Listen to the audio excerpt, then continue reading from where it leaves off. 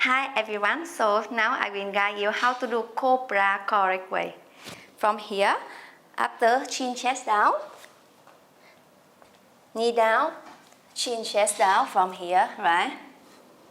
So we inhale, bring the body up, look up, forward the ceiling. From here you can put the thigh on the mat, or else you want to stronger, you can raise up and press more. Try to open more the chest, yes. Don't hunting your chest. Yes, look up. Yes, it's the correct way. Don't do like this. Don't do like this. Don't do like this. The hand more in front of it. No. The hand beside the body firmly and try to open more the chest and look up the ceiling. Yes, it's the correct way. Thank you so much for watching my video. Yoga so much easier with Hoa. See you in next video. Cut.